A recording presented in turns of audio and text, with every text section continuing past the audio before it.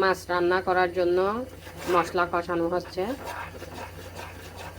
মশলার মধ্যে আছে মরিচের গুঁড়া, হলুদের গুঁড়া, জিরার গুঁড়া, ধনিয়ার গুঁড়া, লবণ দিয়ে সামান্য পানি দিয়ে আমি সুন্দর মতো একটু সময় নিয়ে মশলাগুলা কষাচ্ছি। এই তো তেল উপরে ভেসে আসছে, তার মানে আমার মশলা কষানো কমপ্লিট। এখন দিয়ে দিব একে একে মাছগুলা। আমার বাচ্চাদের কিন্তু ভীষণ পছন্দের মাছ, এই মাছটা অনেক বেশি পছন্দ করে, তাই বাচ্চাদের জন্য একটু করে রান্না করতেছি। মাছ দেওয়া শেষ, এখন একটু কষাবো মাছগুলা মশলার সাথে।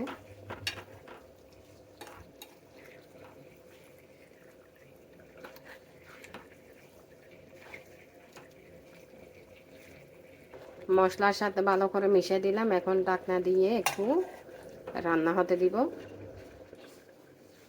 অন্য চুলায় করতেছি আমি এত মিষ্টি কুমড়া ভাজি। পেঁয়াজ কুচি, কাঁচামরিচ কুচি দিয়ে সুন্দর মতো মিষ্টি কুমড়া ভাজি করলে অনেক বেশি ভালো লাগে।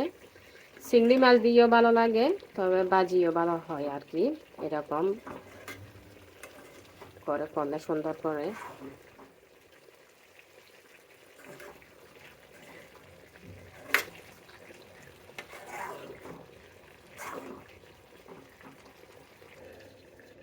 এই তো আমার রান্না প্রায় কমপ্লিট। মাঝখানে একটু টমেটো দিয়ে দিলাম। টমেটো অবশ্য কাঁচা টমেটো দিছি, কারণ পাকা টমেটো ছিল না আজকে বাসায়। এখন দিয়ে দিব ধনিয়া পাতা।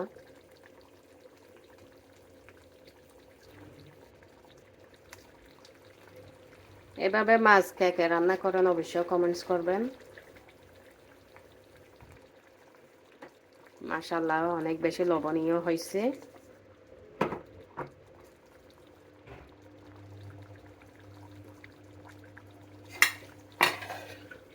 এখন চুলা অফ করে দিব। অন্য চুলাইও আমার মিষ্টি কুমড়া ভাজি হয়ে গেছে, ওটা তো আমি ধনিয়া পাতা দিয়ে দিব।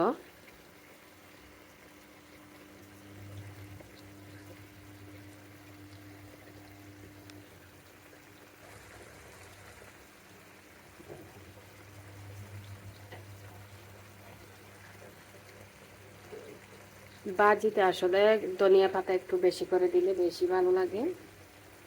এই তো দিয়ে দিলাম। আমার রান্না বান্না কমপ্লিট।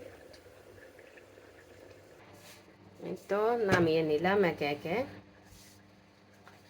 আগের দিনের কিছু মাছ রান্না আছে, এগুলো জাল করে খেয়ে ফেলবো আর কি। এগুলো হচ্ছে কাতল মাছ রান্না করছিলাম, ওখান থেকে একটু রয়ে গেছে। তো আমার রান্না বান্না এতটুকু। আপনারা সবাই ভালো থাকবেন, সুস্থ থাকবেন। আসসালামু আলাইকুম।